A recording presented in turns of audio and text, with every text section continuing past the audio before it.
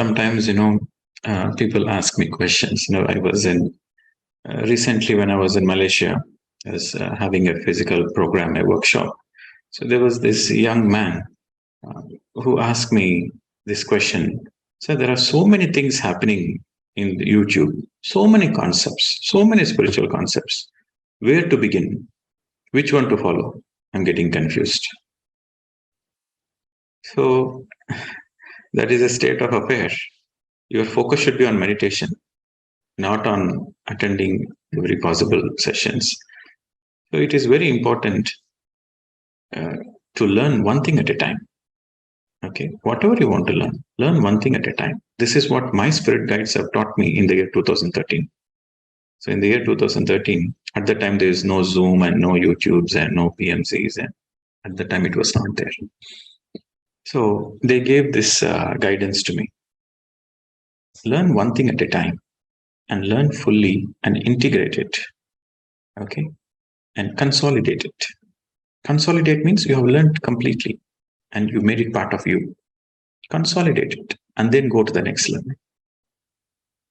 One thing at a time, one lesson at a time. So when you follow this, then you are helping yourself. But some people, they think they are very smart. They attend morning session, afternoon session, evening session, Hindi session, English session, Tamil session, and they will attend global session. They will attend every possible session. And in every session, there is different guidance, which is a little funny. So they will practice everything. For example, they will start writing affirmations, and then they will do 1 hour meditation, 1 hour affirmations, and 1 hour Kundalini meditation, 1 hour chakra meditation.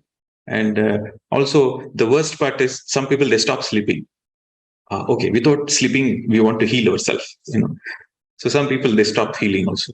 Some people, they stop sleeping also because somebody said something.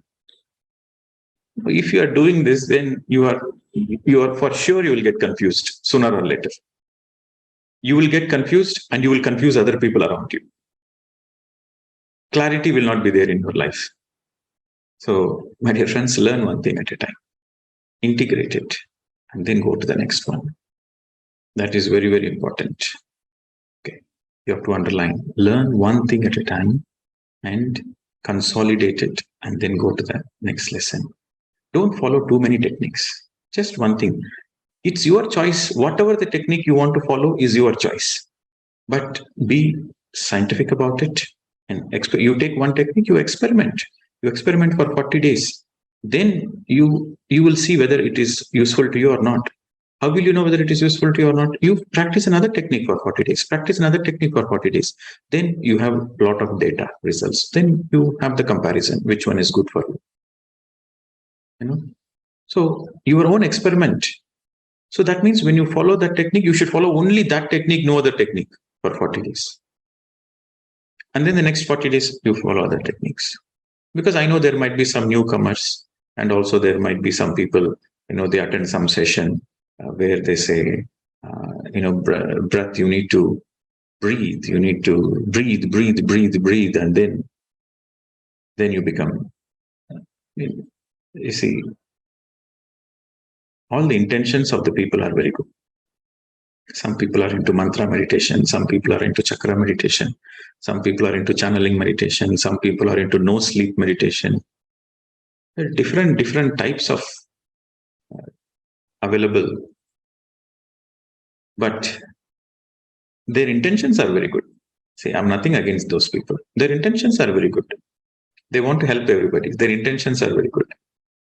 But when you try to follow everything, then you are heading to a disaster. And sometimes people ask, sir, can we do some pranayama so that the mind becomes calm and then go into anapanasati meditation? This is how the mind works. When you are manipulating the breath, you are breathing in and breathing out. When you are manipulating the breath, you are using your mind. The very purpose of meditation is to empty the mind. And people think, see, Patanjali spoke very crystal clear in Raja Yoga, Sukhasana and Sukha Pranayama. In Patanjali's Raja Yoga, Sukha Pranayama. He didn't say Kumbhaka Pranayama. He said Sukha Pranayama. That is the Raja Yoga. That is the ultimate Patanjali's teachings. And Gautama Buddha spoke very crystal clear. Anapanasati. Just be with your normal natural breath. And people think they are smarter than Buddha. They are smarter than Patanjali. And they want to do this pranayama before they go into meditation. This is how the mind works. The mind takes you round and round and round so that it makes sure that you are not empty the mind. So, my dear friends, you have to remember this point. That which is natural is perfect. Anything you manipulate, manipulation means you're using your mind. The moment you use your mind thinking you are smart, you are manipulating. And the moment you go into manipulation, yes, you might get siddhis. Some people say, sir, we get a lot of energies, we get a lot of siddhis, we opened our third eye with certain techniques. Yes, Baba, you will get a lot of siddhis. But that siddhis are a trap for you. You have to read Living with the Himalayan Masters by Swami Rama. He would have explained every possible trap. You are meditating not for siddhis, my dear friends. You are meditating for self-realization. You are meditating for enlightenment. Don't go behind siddhis. That is a trap. So the point to understand is, any manipulation you do with the breath, for whatever reason, you are heading for a disaster. And also, middle path. Everything should be middle. You have to eat when you're hungry. You cannot starve yourself. Of course, when you go for detox retreats for 1 week, 10 days, you go to the retreat. When you come back, then you should be in the middle path. Eat 1 meal a day, at least. Eat more fruits, eat more vegetables. Enjoy the meal, but mitahara. Eat only when you're hungry. You should know how to eat, when to eat, what to eat. But if you starve yourself, then you are in the extreme. That is not right. And some people think if they don't sleep the whole night, they are great people. I mean, your body needs sleep. Your Atma doesn't need sleep. Your soul doesn't need sleep. But your body, your flesh, your bones, they need some rest. So that's why the nature has given the sleep as a gift. Your sleep is the gift from the nature. And you think you are smarter than the nature, and you stop sleeping, and then you go through some practices. You are simply troubling your body. You become insensitive to yourself. You might feel some energy, you might feel some healing, but in the long run, there are consequences. The more simple you are, the more spiritual you are. You have to understand this point. Simplicity is the highest spirituality. Simplicity is the highest spirituality. When you try to be special, when you try to do too many things in one go, thinking you are smart, thinking you are intelligent, or you want faster enlightenment. Some people, they say, sir, I want to get enlightened fast. I have only 2 more years in my life, so I have to become fast. What will you do? This is all wrong thinking. This is how the mind plays the game. Slow and steady wins the race. Why to hurry? We have eternity. We can take many lifetimes. If not this lifetime, next lifetime. But this lifetime, you be in the right path. You do the right thing in this lifetime. Even there is 1 day left for you. You do the right thing. In the next lifetime, you will be born in a yogi's family. And then your journey will continue from there. But if you rush, following too many techniques, too much of healing, going to this therapy, going to that therapy, going to this hypnosis, going to that hypnosis, your future lifetimes will be affected.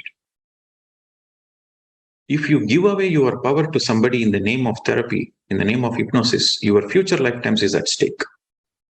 This is very crystal clear written in Thinking and Destiny.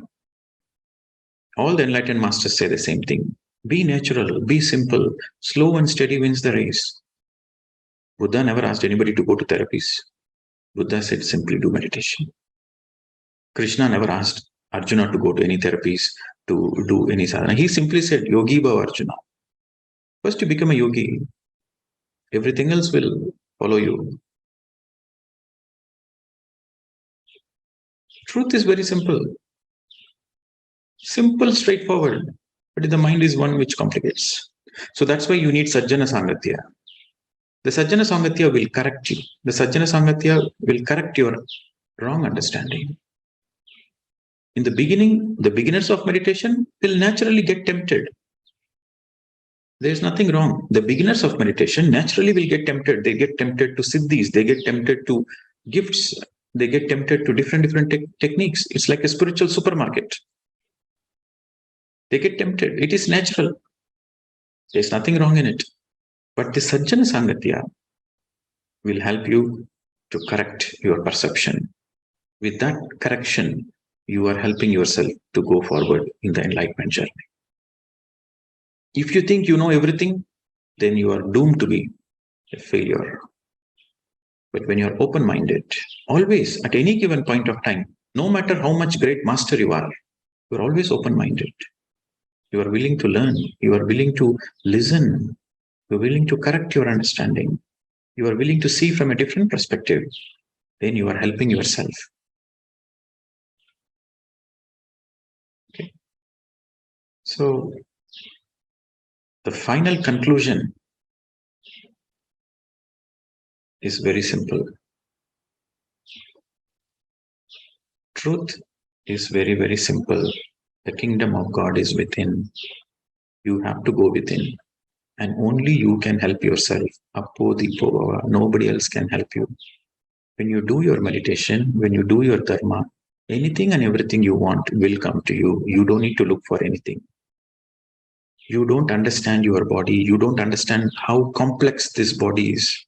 So don't focus your energies on healing the shoulders, healing the back. You don't do any healing. Let the healing naturally happen. There are a lot of nature spirits who will support you in the healing process when you do the right thing. Let go of the mind. Then you are in union with yourself. When you are in union with yourself, then you are a yogi. When you are a yogi, unless and until you are a yogi, you don't understand the bigger picture of life. If you want to understand the bigger picture of life, if you want to understand the purpose of life, if you want to live a happy life, you have to become a yogi. That's it. And to become a yogi simply means Sukhasana, Sukha Pranayama, which is Anapanasati.